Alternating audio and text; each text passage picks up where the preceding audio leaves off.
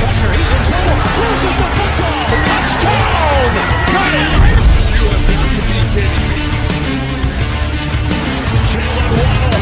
It's a Dolphin touchdown. Throwing deep upfield on the near side. Man open. Touchdown! Looking deep. He's got a man. Touchdown! The run from Tua Tagovailoa. Touchdown! He's going deep. He's got it for a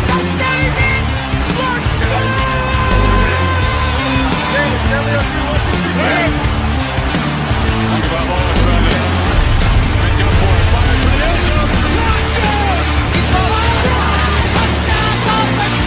Beautiful day to be a Dolphins fan. Let's go!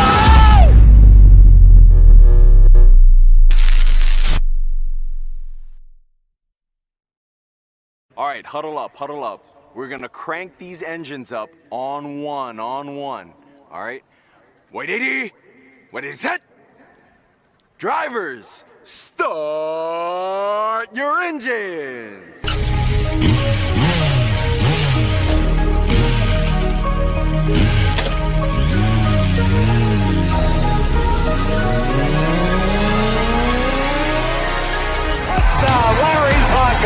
This is the Finish Line. I coached a great offensive lineman in the past. Larry Little, Dwight Stevenson, Jim Langer, all Hall of Famers, and Richmond Webb belongs to that same group. Here are your hosts, legendary Miami Dolphins left tackle Richmond Webb, Reason, and Mr. BallGame.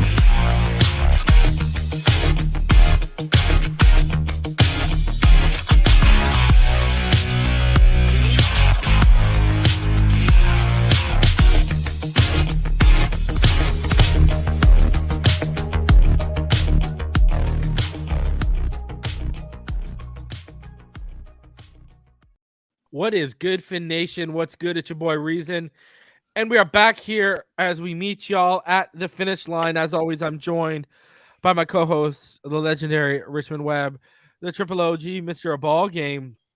Gentlemen, how are you doing? And Richmond, in your dialogue that you're about to give on how you're doing, I haven't asked you, are you headed down to Canton for Zach's enshrinement?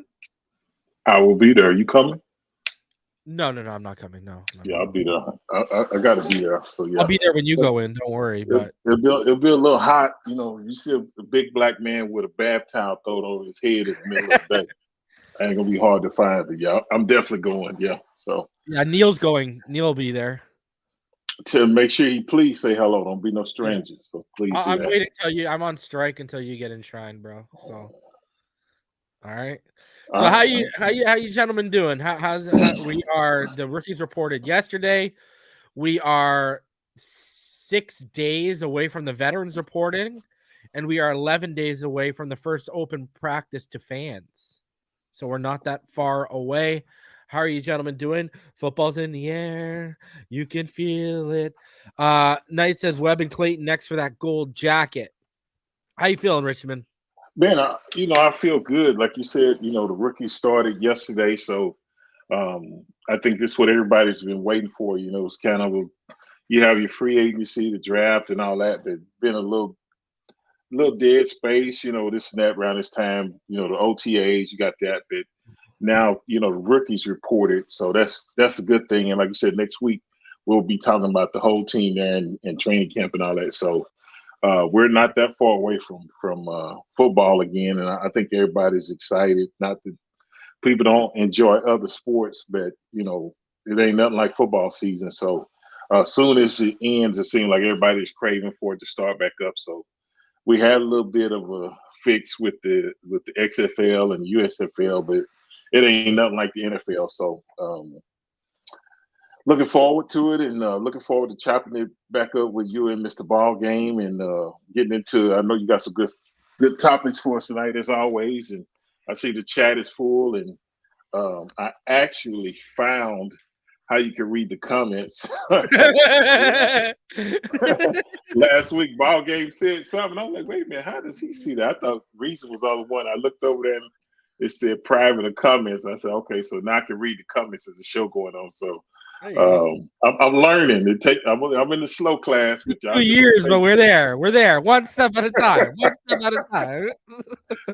How you doing, Mr. BallGame?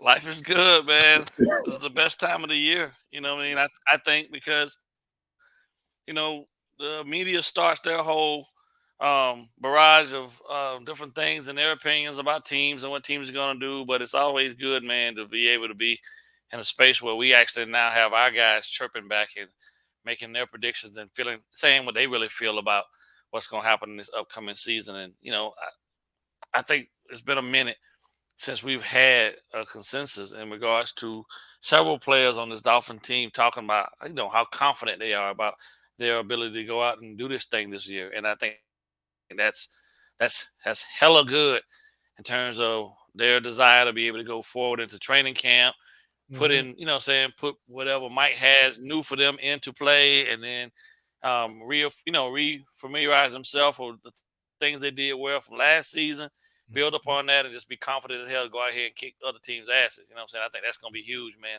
It's a great time. Tua talking his stuff. He's going to show off the tattoos and stuff when training camp officially starts, because everybody want to see what it looked like, but only a couple of people's really seen it. So, you know what I'm saying, full-fledged. So, he's a grown man now. So I'm glad he's out here talking this grown man shit. So it's a good time. So.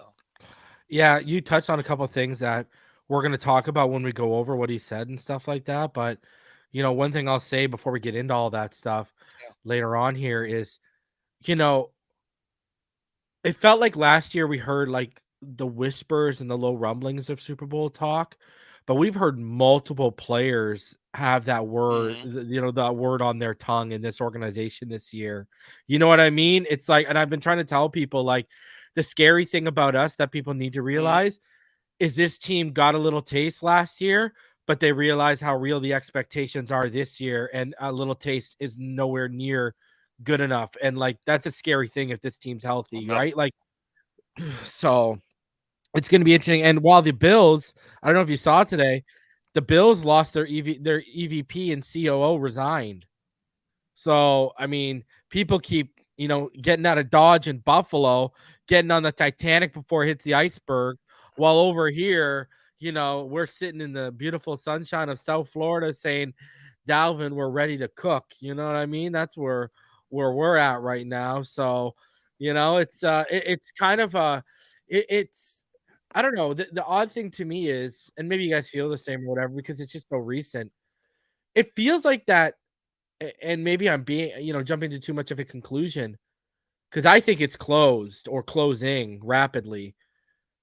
It feels like that Bills window went through in a blink of an eye. You know what I mean? It feels like, what did they really do in that? Like, it feels like that window is closing. They're losing players, and our window is going to close in probably 2 years too, and we're going to have to reboot it, retool it, or whatever to reopen that window. But it just feels like that thing went by in a blink of an eye, and in usual Bills fashion, they can sit there and say, hey, we beat you guys. Well, guess what? You beat us when we were rebuilding. Last year was the most built this team has ever been, and you split with us in the regular season, and you barely beat a 7th-round quarterback in the first round of the playoffs.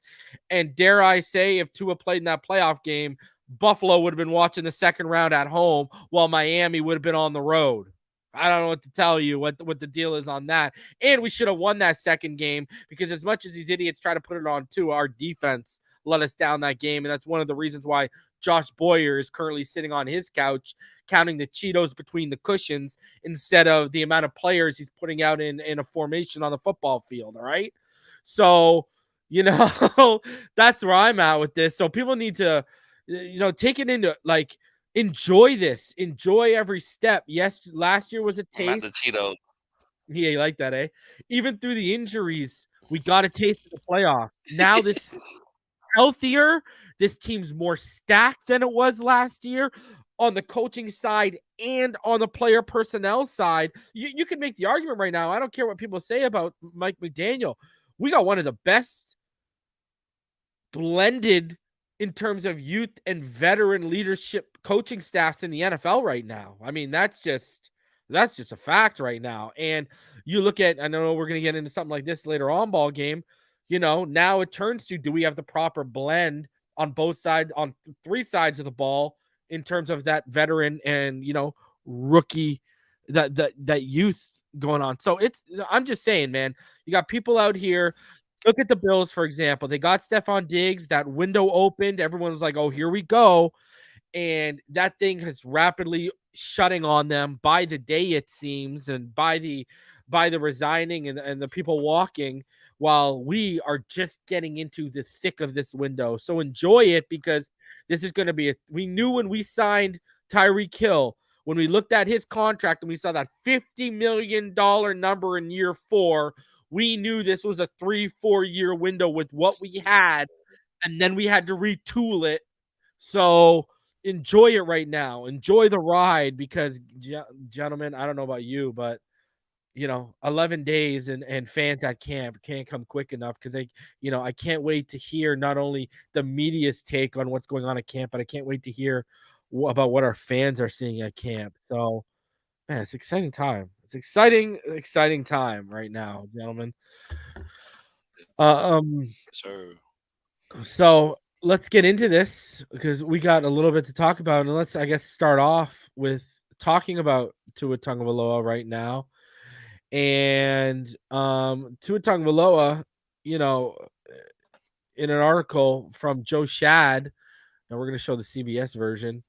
It says, Dolphins are definitely legit contenders for the Super Bowl this year. How far can the Miami Dolphins go this year? Quarterback Tua Tagovailoa believes they can go all the way. The 25-year-old said the Dolphins are, quote, definitely legit contenders this year. I think the offense can get very, very scary, pretty dangerous, Tua said. The fourth-year quarterback continued saying, there's no doubt the Dolphins are contenders with the guys we have on the defensive side of the ball and with the guys we have on the offensive side of the ball. He missed time last year due to concussions and head injuries, and while he naturally has a focus of making it through an entire season healthy, he does not just want to play through, he wants to compete against the best. God willing, I can make it through the entire season, and we can win a playoff game, and we can win a Super Bowl, he said. The Dolphins obviously added Jalen Ramsey and hired former head coach of the Denver Broncos, Vic Fangio, as their defensive coordinator. On offense, they exercised Tagovailoa's fifth-year option and re-signed Raheem Mostert and Jeff Wilson. Tyreek Hill and Jalen Waddle are the other offensive weapons the Dolphins can rely on. Tagovailoa says the offseason has been productive for the team, and he's impressed with the level of commitment they're showing. This offseason has been really good. I think with the guys, there's been a lot of guys that have stayed back down here who haven't really taken trips or big, vacation. A lot of guys have stayed back, and we've got together a lot this offseason. He said their goal is to get somewhere we've never been as an offense, which is crazy because somewhere you've never been as an offense. Gentlemen, last year, Tyreek Hill and Jalen Waddle put up the third most receiving yards by a duo in their first year together. So somewhere we've never been. Oh, my. And, the Dolphins have the added challenge of being in a difficult division, playing the dominant Buffalo Bills and the Aaron Rodgers-led New York Jets twice. But, okay, BallGame, let's start with you because we kind of touched on it here in the opening there. You mentioned it, and they brought it up there. We've got this camaraderie going on, but we've also got these guys. You talked about it. These guys realize what's on the line. That's why I expanded on it and said, BallGame, we've never heard these many Dolphin players. When was the last time, BallGame? Okay, because you've been the longest fan on this panel up here, right? When was the last time? I got to go back to the Marino era as a kid to hear when Richmond was there, to hear a team this confident. Maybe the year where we were on the cover of Sports Illustrated with Ricky and Jay Fiedler and those guys, but we all knew what was going to happen with Jay Fiedler. Let's not lie to ourselves. But when was the last time we've seen legitimate Super Bowl and contender talk coming. Usually those are words you don't want to talk about ball game, but did you watch the quarterback Netflix? You saw how early Mahomes booked that Airbnb 3 months in advance of the Super Bowl because he knew what like that's the type of confidence these guys and ball game. He talked about it. The camaraderie, they're all staying back, right? They all know what's on the line, ball game. So what are your thoughts when now you hear this? It's one thing when we hear Jalen Ramsey, who's 1-1, or guys like that come out, but now the starting quarterback is coming out and talking that Super Bowl talk. I think the most important thing to keep in mind is the fact that they brought in guys that have done exactly what we're trying to get this team to go do collectively.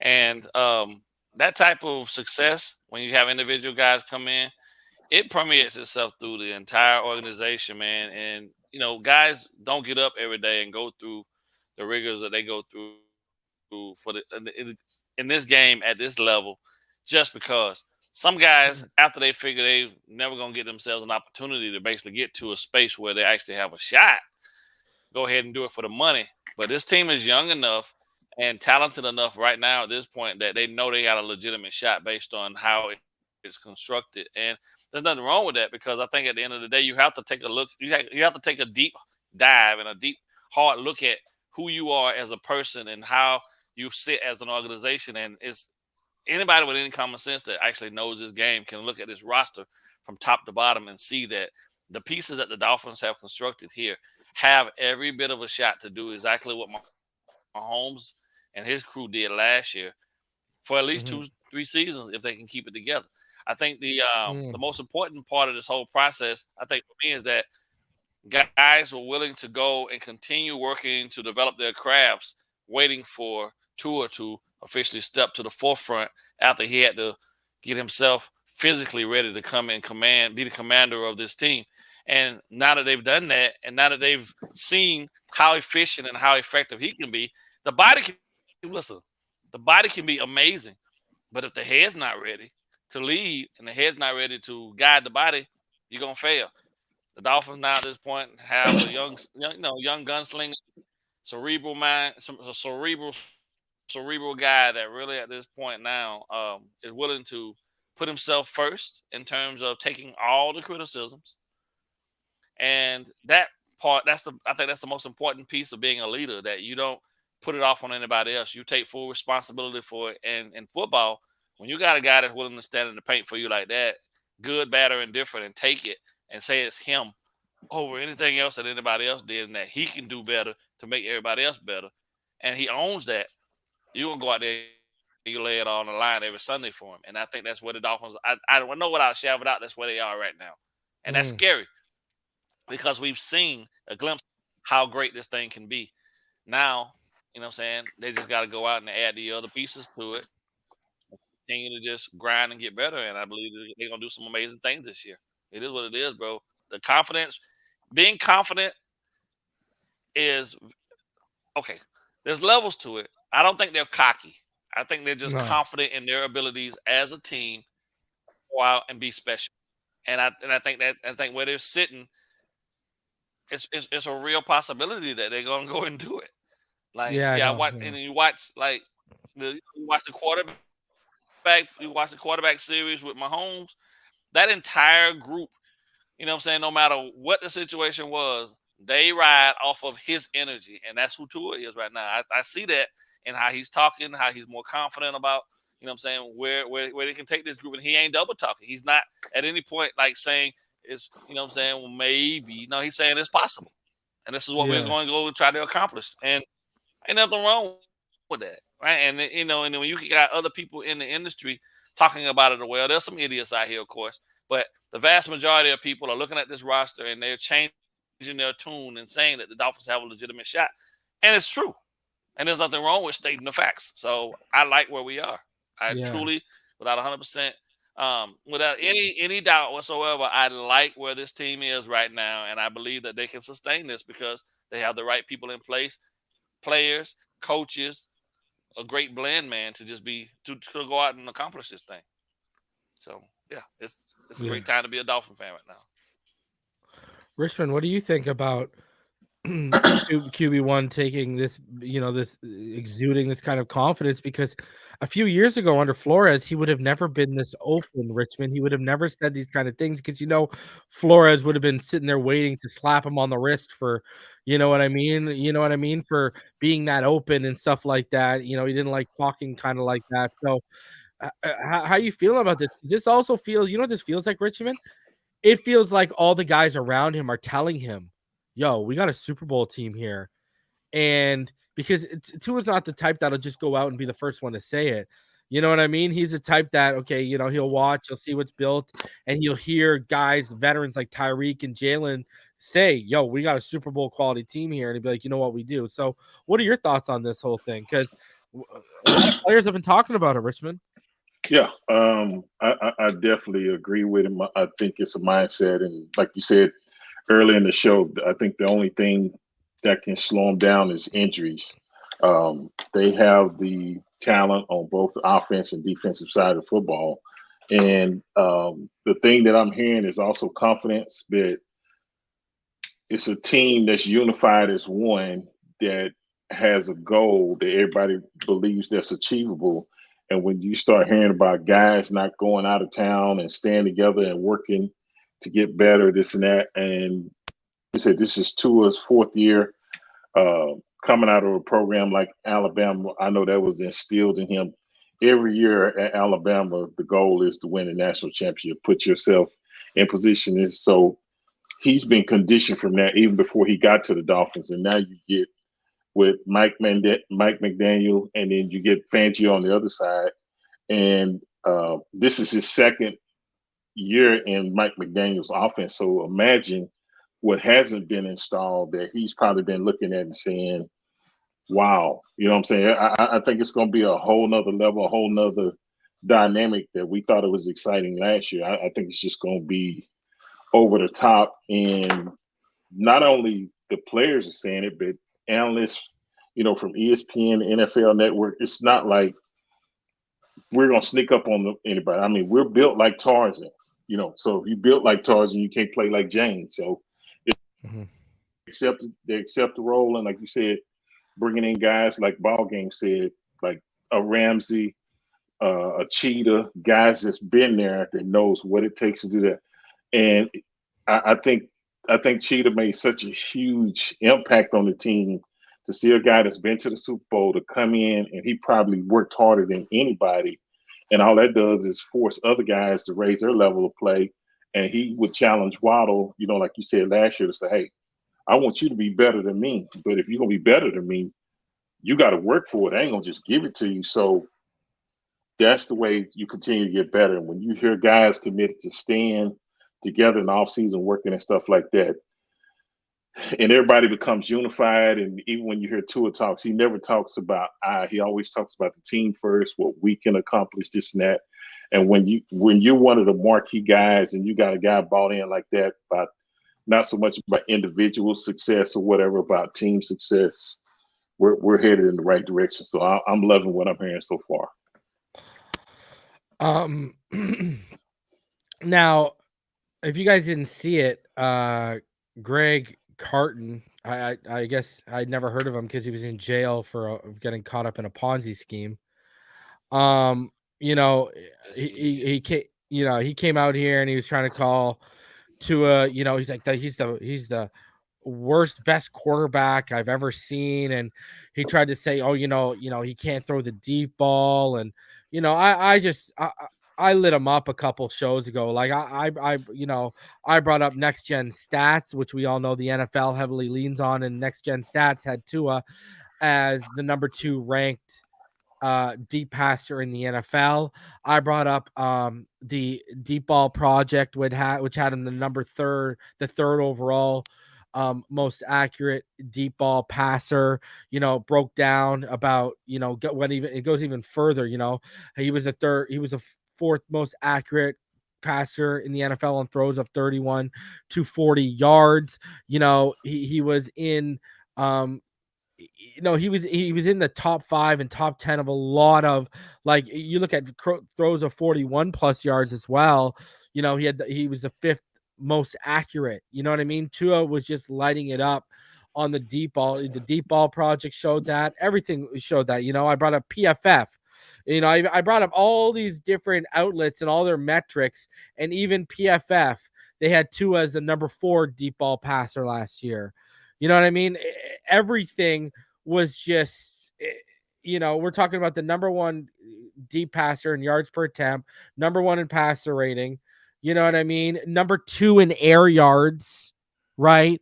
When you look at, you know, EPA on deep passes, top 5 in EPA on deep passes, it's just, it just the analytics in the film didn't back up what Carton was saying. So I got to play this, gentlemen, because what did Carton do? What did he do instead of realize? And apparently he's a Jets fan. Remember, I don't know who he was because he was in jail for a Ponzi scheme. I'm not even joking, right? That's why he had that show with Boomer Esiason, right? And you know, he had to go to jail, so they had to cut him out. Anyways, instead of admitting he was wrong, and this is what I talk about. You got people in this community and you got people outside this community who aren't, you know, a real man can admit when you're wrong. All right. A real man doesn't double down on being wrong. Real men can admit when they're wrong. You know, shout out to Alex Rollins because he just came out with a video on Tua admitting he was wrong. And I had him on the channel a couple of years ago after he did the breakdown of Tua and Jake Gailey's ISO offense. And he wasn't a fan, but he's come out and admitted he was wrong about Tua Tagovailoa. First of all, let's talk about his comment about the eye test. I didn't know you could break down film and film study in local penitentiaries, but good for him for getting that kind of hookup. And let's be honest, after listening to this guy talk, I wouldn't let him break down my latest bowel movement in my toilet upstairs, let alone film of a professional NFL player. That's number 1. Number 2, all right, with his little, now all of a sudden when analytics, and see, here's the thing. I went to multiple different outlets, not one, multiple different outlets. And guess what? All of them supported the same thing. All of them supported the same thing. Now, his whole conversation about these receivers always having to come back is everything. And we've shown the clips on here, on Twitter, wherever. Is every throw Patrick Mahomes has ever made deep in stride? Right? Okay, we've still shown there's plenty of times where the cheetah had to come back and get the football because even Mahomes' big arm couldn't outthrow Tyreek Hill. So let's not stop lying to ourselves right now. That's number 1. Number 2, we go back to this notion that they tried to point out, gentlemen. Well, he's got Tyreek and Jalen Waddle. Okay, so what happened to Teddy Bridgewater? What happened to Skylar Thompson when they were in there? Why did Jalen Waddle average 30 less yards more than 30 yards per game? He averaged less when Tua Tagovailoa was not the quarterback last year. He was over 90 yards per game when Tua was the quarterback, and he dropped to just over 60 when Tua was not quarterbacking the Dolphins. Okay, and here I'll do even better on open targets. Okay. On open target percentage. So that's targeted when you're open. Tyreek Hill was 13th and Jalen Waddle was 20th. They weren't even top 10 in open target percentage. So it's not like every deep pass they're streaking open here. All right. The ball game. We'll start with you again because I know you're not a fan of this guy. You know, like I said, you know, this guy should be called, you know, Craig Cartoon, not Craig Carton. After these takes I've heard, this guy's a joke. What are your thoughts on this? And what are your thoughts on media members or just people in general in these football communities who, when they're proven wrong by the film and every analytic out there, they still double down on their terrible takes instead of admitting, okay, you know what? I wasn't right. I was wrong. Oh, I mean, it's just so prevalent nowadays, ball game.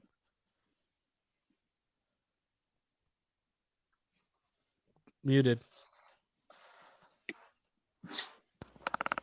I don't expect most people, once they go out there and they make these ridiculous claims in regards to anything happening with the Miami Dolphins, to come back and say they were wrong. One, because they get paid to get up there and say a whole bunch of outlandish stuff to make controversy and keep things going.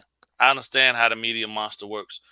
The second piece for me though is that when you really and truthfully have the stats presented to you, and then you still go through the process of still trying to downplay, what I'm saying, the brilliance of what the kid, what the kid has done on the field and things of that nature. Then I just classify you like I classify most people that really don't know what the hell they're talking about. You're just an idiot. And I chimed in today on a thread that somebody had in regards to him, and I just said to myself, like, if I'm really pressed to just sit around all day with nothing else better to do other than just be surrounded by a bunch of idiotic, I can, a bunch of idiots and idiotic thoughts and comments. It's easy to get that because there's a ton of people out there.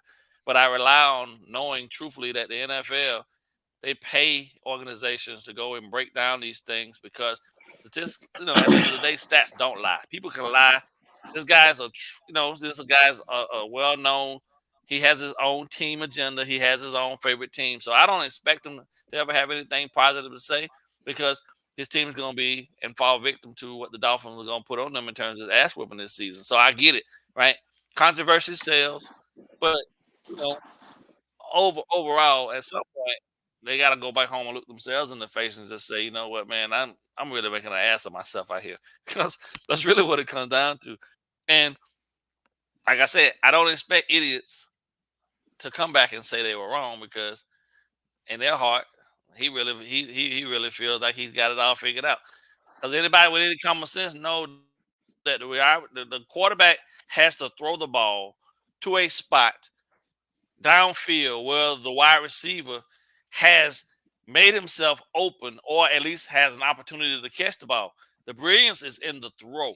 What is done after the wide receiver catches the ball is a full-fledged reward for the fact that the ball was placed where only the wide receiver could get it. And you expect top athletes to go and do those type things. But if he didn't have the precision and the accuracy to put the ball to where only these guys can get it, then it wouldn't be that. I can see what he was saying, but that's not the case. The dude is dropping dimes out here. It's a proven fact. He dropped dimes, and that this dude is talking about he's got one of the worst deep balls. I don't know, man. At the end of the day, for me, I just think people just controversy sells. I hope at some point somebody next to him is willing to just tell him, "Hey, man, you gotta if you're gonna be up here, bro, you gotta really have your stuff together because you sound like an idiot right now." Damn. Let him know. Richmond, your thoughts, because there have been people on who I respect in the film community on YouTube who do great breakdowns. Alex Rollins isn't the only one. There's been people who actually break down film that have not backpedaled, but they've admitted they were wrong. There's people out there, but you got these people in the media who don't do that type of work, Richmond, who the guy sits here and talks about the eye test when, what's the eye test to him? One eye looking west, the other one looking east. I don't know.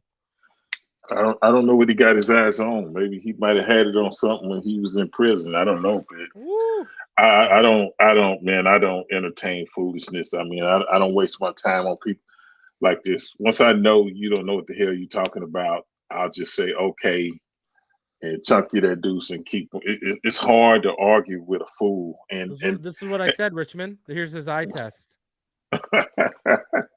Right? That's what I said in the thread today. I saw your team going forward pounces. Yeah. That's his eye test. Yeah, you're a Jets fan, this and that, and you got to be objective in anything you do. And a player can be on an opposing team that I don't like the team, but I'll give him his props. If he can play, he can play this and that. But I'm not gonna just go out here and just say something crazy. This and that, but this guy was way out there. He doesn't have a clue, and I mean, it's just like me. I don't know about prison. As things get broke down in there, from what I heard, I don't know and don't want to know. Are you a real one? But rumor, but I just go with the rumor. So hey, sometimes you got to speak on what you know versus what you think you know. So, but yeah, I don't have much energy for this dude here, man. It's just. I mean, even the people on the panel with him was kind of like, bro, come on, really? Yeah. And he Come on, said sir. that, yeah, talking about you can't believe the stats. I'm like, okay, all right, let me, keep moving. Let's move on, bro. All right. Well, continuing on, let's get into it for everyone. What we did was I asked these gentlemen here homework again.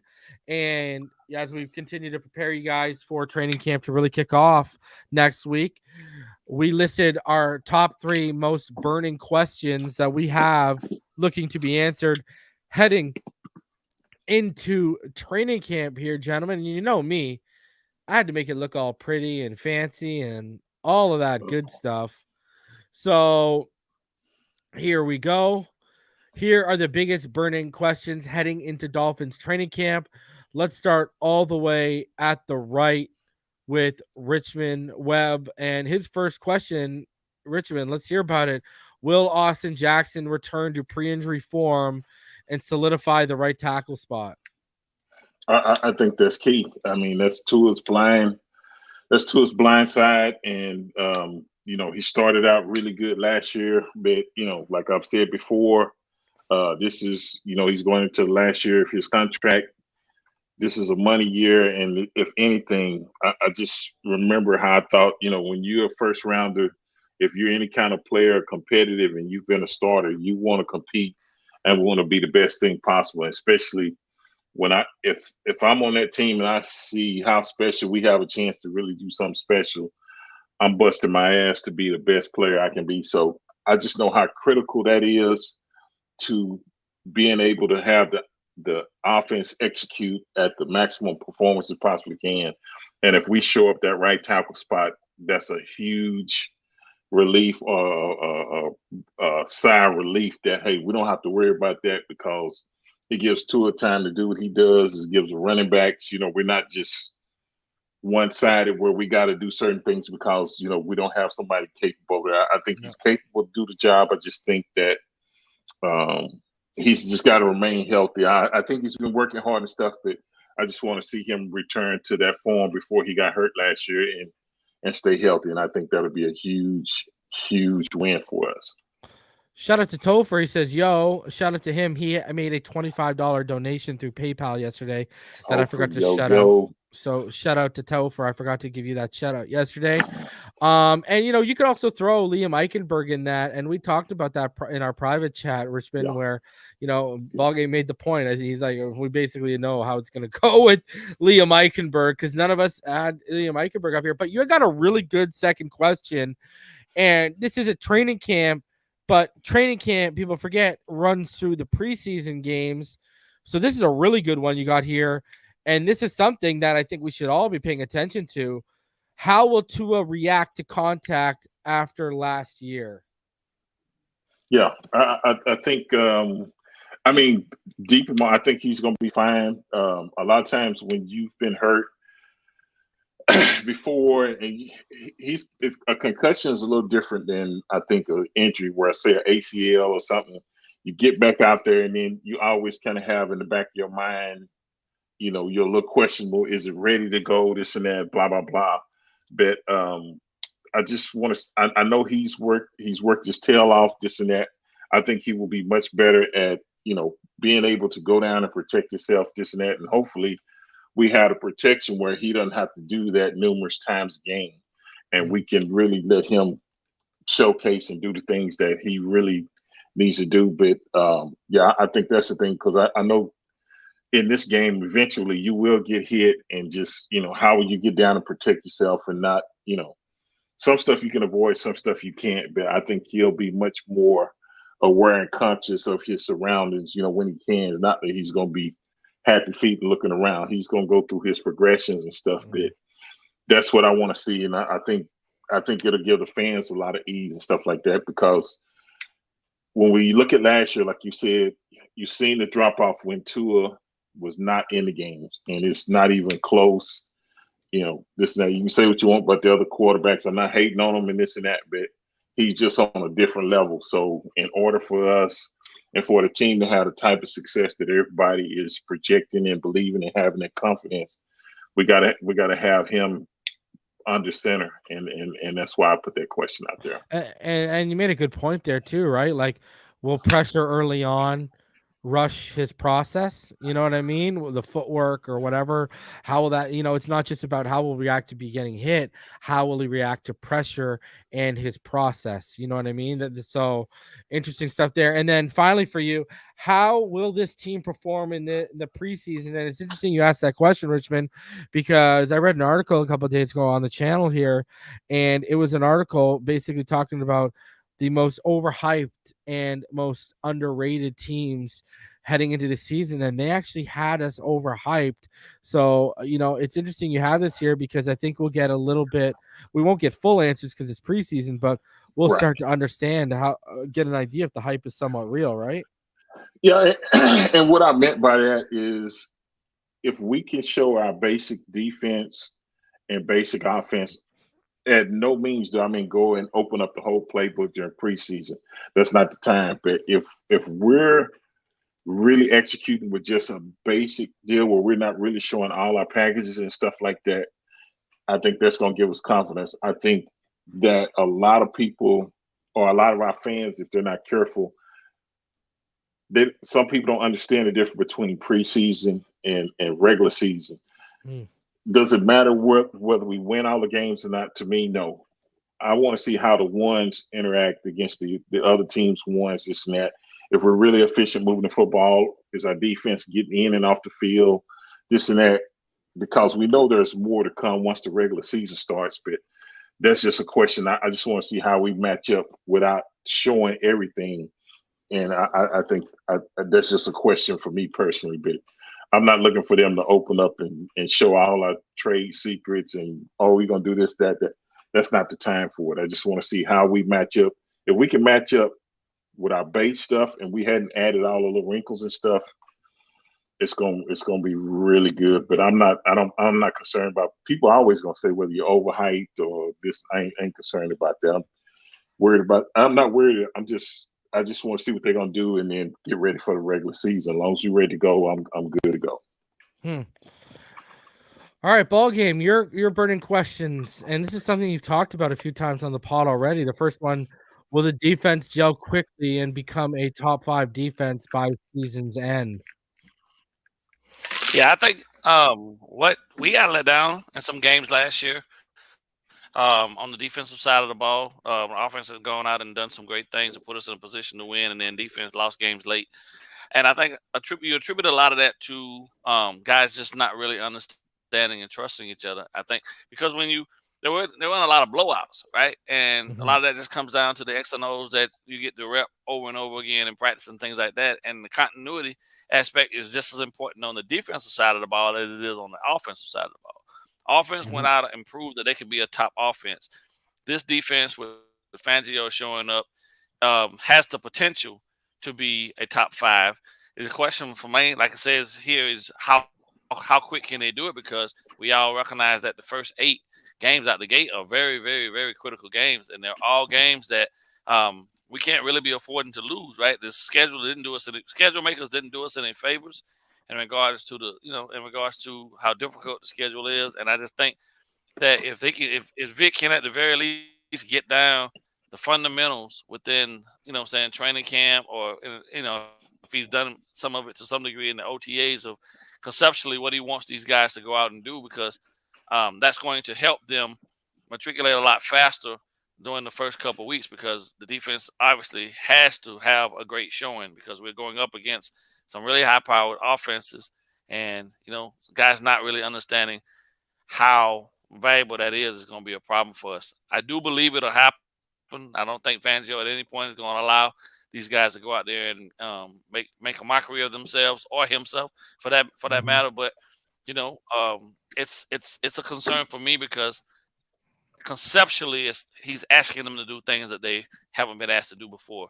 We didn't look well in zone last year, but the match zone is a little different because it has a man element attached to the zone in regards to what you see from the receiver. So they got to rely a lot on film study, a lot on their, their instincts to read the guy that they're defending and just make plays. And, there's some help here and there in those situations, but for the most part, you're on your own, which feeds into the outside two guys, gives Holland an opportunity to be opportunistic as well. But I don't know. I got to see it.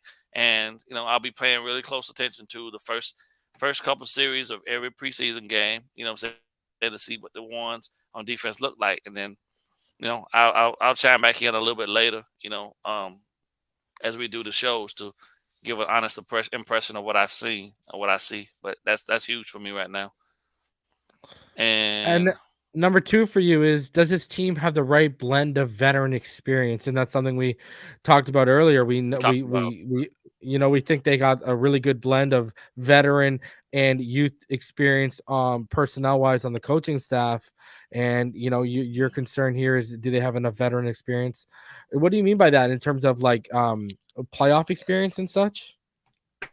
Well, that's important as well. But I'm thinking, so when you look at the team, in some of the most critical areas, we have guys that are second, or third, going into their fourth year guys. But we do have depth behind them of guys that have been proven veterans in the league, but they hadn't necessarily won. The 2 guys that are on the team right now that have won the Super Bowl is Ramsey and Tyreek.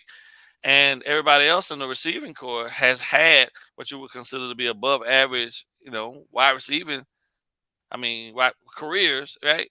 But I think what's going to have to translate over is the guys that have won consistently or been consistent, regardless of whether they won a big one or not, and they just, over the course of their careers, sustained a high level of performance, because our coach has never been there. Fangio's never been there. But that doesn't necessarily matter as long as they stick to what has made him one of the, made Mike, an extremely revered guy in regards to his, offensive prowess, and what Vic's name has been made in regards to his work on the defensive side. And then Tyreek and Ramsey's experience going to the Super Bowl can help keep everything in perspective and keep these guys even keeled when they get into tough games down the stretch, because that, in my opinion, is what matters the most, right? You can go into the playoffs and win that first wild card game, and then guys can settle in and be like, okay, well, we did that, but then not have enough for the next game, because every game intensifies after that. In the playoffs, you start out, it's structured first for the seeds, the better seeds get to play the weaker seeds. So depending on where you fall, if you knock somebody off in the wild card round, the next opponent up has the potential to be a team that's already been there in that position before.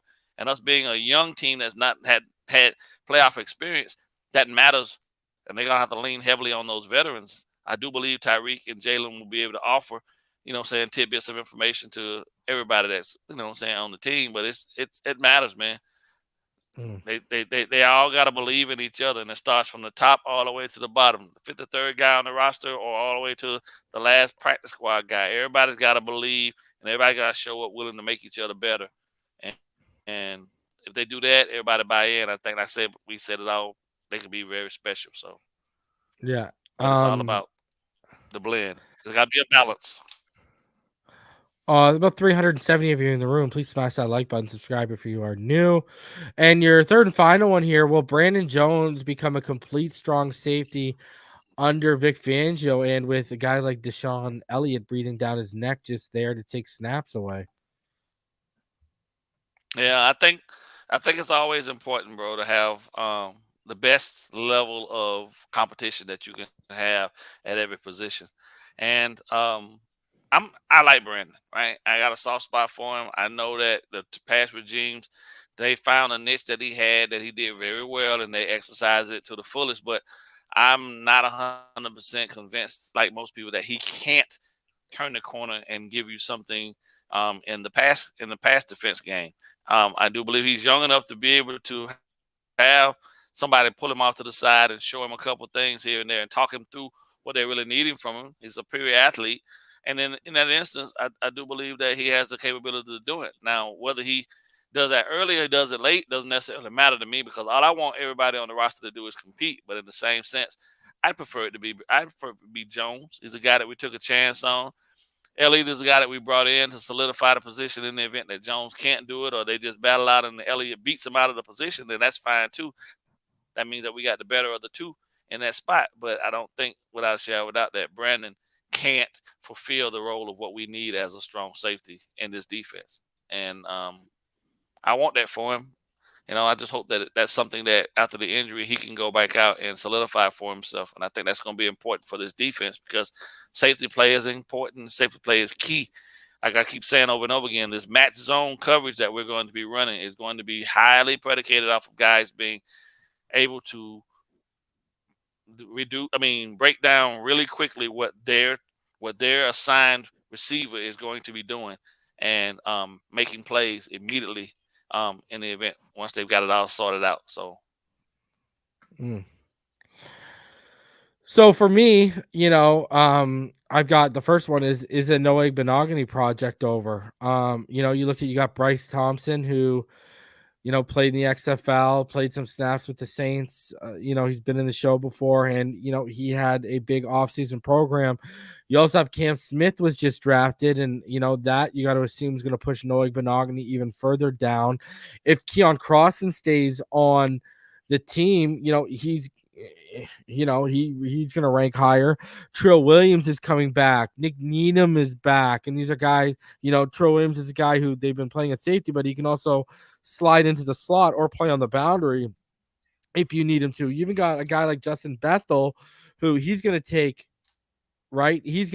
away some snaps from him. Right now, I guess Ethan Bonner going down yesterday, is a help, but you even got a guy who's stuck around year in, year out. Tino Ellis. What if Tino Ellis takes another step forward? So, when you sit here, we know X, Ramsey, Needham, and Cam Smith.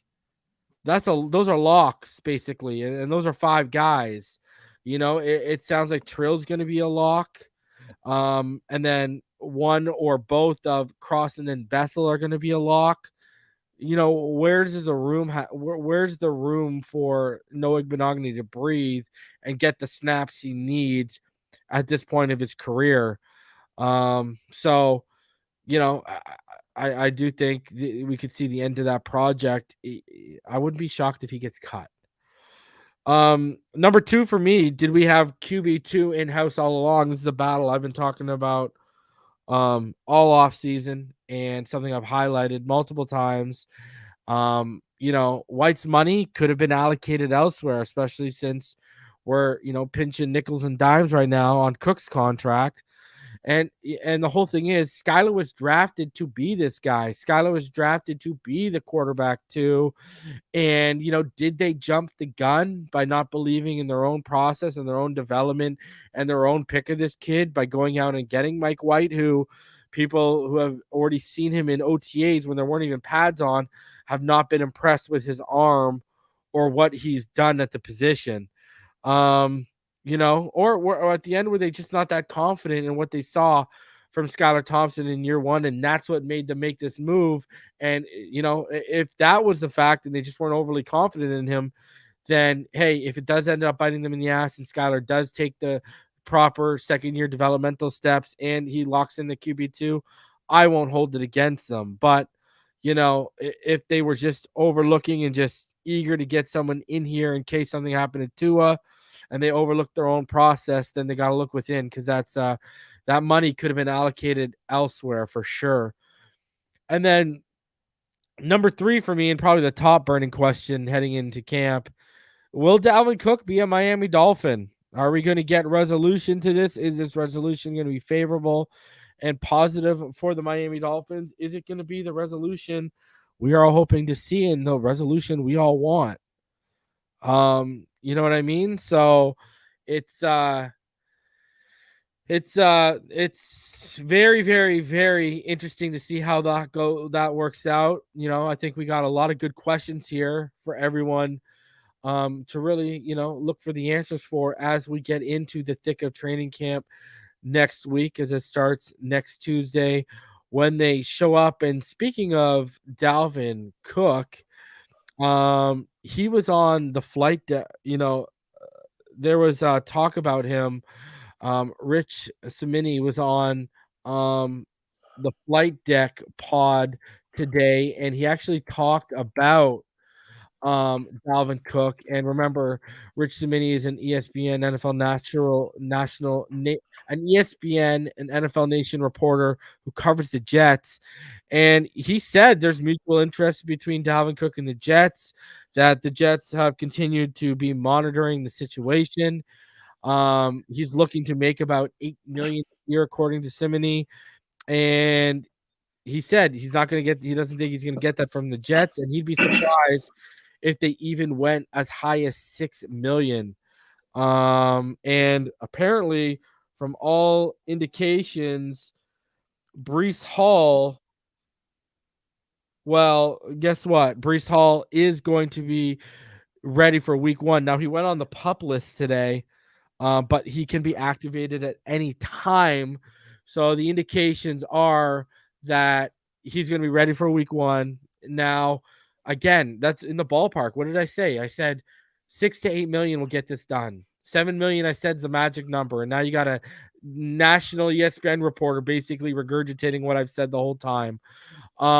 So, guys, let me ask you this. Because you saw Fournette was visiting with the Patriots.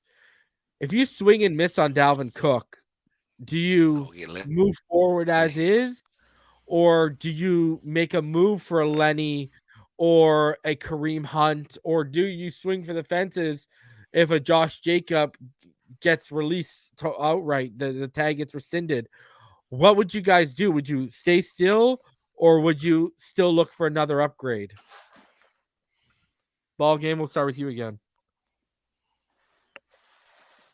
Man, if you asking me, man, we don't have a reason to rush into anything. But they released Josh Jacobs. I'm going young, and I'm going to get him, man. I'm definitely going that route. I love the possibility of having Dalvin here, but at the same time, if you can get a talent like Josh Jacobs, as young as he is, you set at that position for a number of years to come. Dalvin on the back end of his career, Josh Jacobs is just getting started. So I'd throw the bag at that for sure. That's probably going to mean that, unfortunately, Christian Wilkins is going to be up out of here at some point, because you're not going to be able to keep both at that point if you add him definitely. But hold on. Yeah, the Lions are finalizing. The Lions are finalizing a trade right now for Denzel Mims from the New York Jets. All right, continue on. Damn, I forgot he was still in the league. Wow.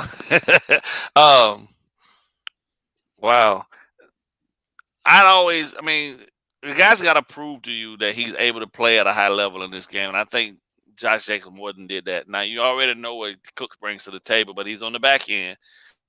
So you're talking the Raiders cutting, bro. I'm definitely going. I'm letting some people go. I'm trading said. I don't give a crap. I'm gonna make all the room I need. I'm gonna go get that running back then at that point. And then you figure out everything else after that, but then you definitely load it all across the board. And then you're young too. And if you got to lose something on defense, I think without a shadow of a doubt, when people really, I don't want to lose Christian Wilkins, but you can get the same level of productivity from Siler, who is not much different in terms of it's just opportunities and snaps, right? Christian still, if he's sitting running around worried about, trying to get what them other guys doing, you don't have the stats, bro. I love you to death, but you got to get the stats in order to be able to get that type of money. So, it is what it is. At the end of the day, it's a business. It's never personal. But we're in a good position with the running back room that we currently have to not have to rush out and go do anything anyway. So just let the chips fall where they are. I think this team still, even if they get one of those guys or not, and Jacobs or Cook, we have a running back room by committee that could truly just be special. And then if you do go get Jacobs, at the end of the day, then you got a nasty young 1-2 punch in Achane and Jacobs. Two guys that can give you, you got your thunder and your lightning then at that point. So, what do you think, Richmond? Yeah, I don't think we have to hit the panic button or anything. I think we can take our time. But what would you do if they missed out on Cook? Would you still go and try and add another back, or what would you do? I think you'll be able to add a back if you wanted to. Like you said, Hunt is still out there.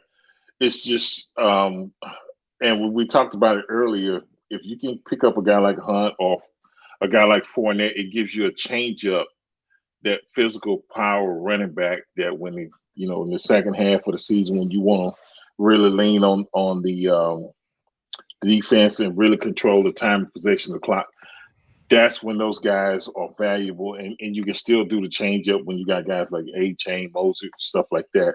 The speed, you hit them with this and that, and it's hard to readjust when you're switching it up like that. So, yeah, I would definitely look to pick somebody up, but I think we can really take our time. It's not like a pressing need. Like, okay, if we don't get Dalvin, we got to go get somebody else. I think with the amount of talent that's still out there, I think we're sitting good. If it wasn't nothing out there and it was just one more guy or something like that, then you might have to reach a little bit and say, okay, we need to go get this guy. We're probably going to have to pay more than what we want to, but that's not the situation. So I don't think we're in a situation where we got to rush and say, okay, we got to make something happen tomorrow because Cook made a decision to go with somebody else. Yeah. All right. 370 of you in the room. Gentlemen, before we get out of here, I used to pray for times like this. They didn't do my boy Devin Achane dirty. Tyreek Hill and Jalen Waddle are the top 2 rated receivers in Madden for speed, and Raheem Mostert and Devin Achane are the top 2 running backs in Madden with the speed rating of 95. Devin Achane out of the gate is tied as being the fastest running back in Madden 24, and then Robbie chosen not to be outdone. He's a 95. They didn't do my boy dirty, man. I used to pray for times like this, baby. So Devin Achane, that dude, I knew you'd like that ball game because that Madden coming down the pipeline, huh? That Madden coming down the pipeline. Muted. I never, I'm a big CFM guy, bro. So like I win Super Bowls consistently in all the CFMs I'm in. Money ones or not. So I never get to play with them. So I have to admire them from afar and watch somebody not even be able to execute with them. So it is what it is. I know they fast. Everybody else know they fast. I actually believe that Achane probably a little faster than they have him rated, considering when him and Tyreek was talking about their times and whatnot, and how fast he actually ran mile per hour. He should have been probably faster. But, Madden really, outside of the receiving core, they ain't going to give us no love anywhere else. They're going to have everything else messed up, and definitely kill 2 on his throw power. So it's kind of one of them situations where you have to take the good with the bad. But it's good to see that they it got close at least. So. Oh man, Richmond, you got anything final to say before we get out of here? Hey, smash that like button, and only thing I gotta say is football is back, and like 50 and the games. I hate it or love it. The underdogs on top. So I'm gonna leave y'all with that. Google it if y'all don't know what that is. Ball game. Anything final before we get out of here? Nah, man. Great time. Great space to be in, man. Tons of stuff gonna be coming down the pipeline now that we close. We right here on the eve of the veterans being able to also show up for training camp. I think it's just gonna be an amazing season, and I'm looking forward to being a part of all of it, bro. I got my list ready too. So. Your list? What's your list? What's the list? What list? The Home Depot list? Receipts. He be keeping receipts, man. All the naysayers and you better know it. I got a whole receipt book and a list full with all these fools out here that were talking reckless. I don't forget. I never forget. So stand by. When it's all said and done, I'm gonna be calling y'all out. I'm gonna make you famous. This man said stand by to stand by. Oh man, when you hear that Home Depot, I guarantee it. When you hear that Home Depot I'm gonna make music, you famous. Hey, when you hear that Home Depot music and the smell of wood is in the air. Yes, yeah. It's here he's coming down the pipeline, huh? Yeah, BallGame is in the building. Yep. When you hear the 600 horsepower revving in the parking lot too, huh? Yep. Oh man, that's hilarious. I don't think. I mean, we be talking about the Home Depot stuff, but I don't think people know about that story. So I know. we have to tell them that another time. I know people probably want to. They don't need to. No. They don't need to know. Please, they don't need to know that. They don't need to know. All of a sudden, in the greater Orlando area, Home Depots are going to be, the wild, wild west, bro, with tumbleweeds rolling through them. Yeah, man. The people need their job. They're gonna start closing Home Depots in Orlando. You do that. I'll do that. Yeah, pictures of BallGame. If you see this man turn around, they have my face up, man. Oh man. All right, everyone. I'm gonna be back tomorrow with Neil, and tomorrow we are going to be making some training camp predictions tomorrow on the show.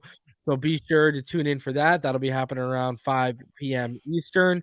Make sure you tune in for that, as always. And then I'll be back on the weekend. If anything breaks in between, you can count on me. So we got, we're in the slow season, 4 or 5 shows a week. But, once the season starts ramping up here, I mean, the regular season alone, I'm going to be live 6 times a week. I'm only going to have Saturdays off. So we are going to be going in this off season. The content is going to be coming for all of y'all. So until next time, you already know what time it is. Please, over 360 of you still in the room, smash the like button on the way out. We will see y'all in the next time. And as always, fins up, and appreciate all y'all for joining us on Hump Day.